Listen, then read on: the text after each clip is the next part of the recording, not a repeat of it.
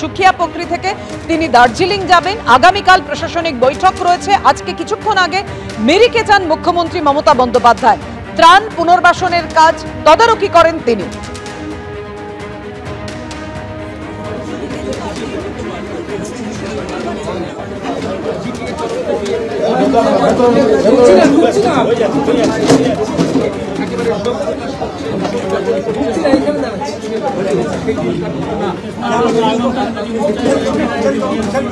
মিরিকের এই ঘটনাস্থলেই পৌঁছচ্ছেন মুখ্যমন্ত্রী মমতা বন্দ্যোপাধ্যায়।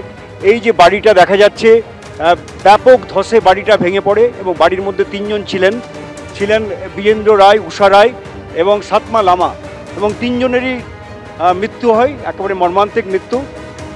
দেখাই যাচ্ছে যে কি বিভৎস ধস হয়েছে, গোটা বাড়িটাই কার্যত একেবারে ভেঙে পড়েছে।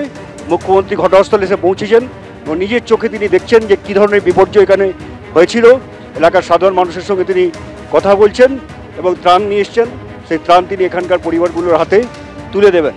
এবং মিরিকে সবচেয়ে বেশি বিপর্যয় হয়েছিল মিরিকের বিস্তীর্ণ অঞ্চলে,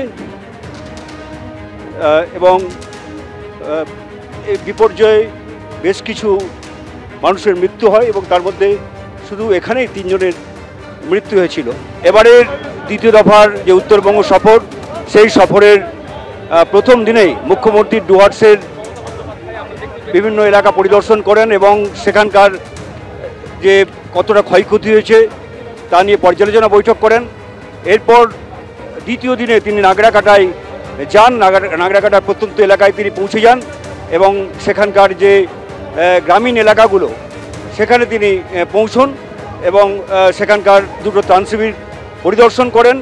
বামনডাঙ্গা এলাকায় সেখানে দ্বিতীয় দিনে তিনি গিয়েছিলেন এবং সেখানে সাধারণ মানুষের হাতে ত্রাণ তুলে দেন, তাদের সঙ্গে কথা বলেন আর কি প্রয়োজন এবং আগামী দিনে কি ব্যবস্থা করা দরকার সে ব্যাপারে তিনি তাদের সঙ্গে কথাবার্তা বলেন।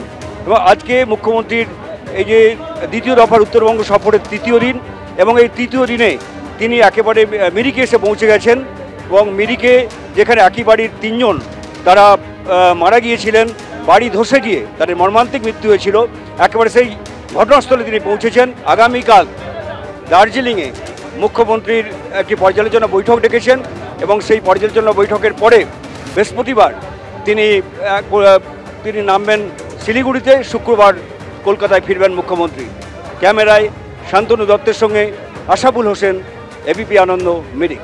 ফ্লাড এফেক্টেড হয়েছিল সবাইকে 5 লাখ টাকা করে এবং চাকরি আমরা কিন্তু 7 দিনের মধ্যে করে দিলাম।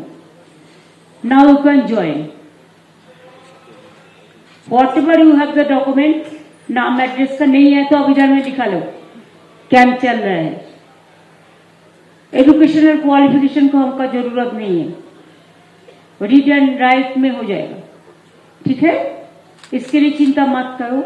स्पेशल ड्राइव है, स्पेशली करा है विक्टिम्स के लिए।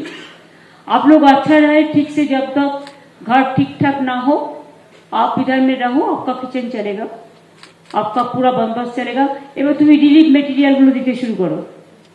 पहले आप लोगों को रिलीफ मटेरियल मिला ना, पहले 2 दफे मिला, अभी भी একটা করে দিয়ে দাও সবাইকে।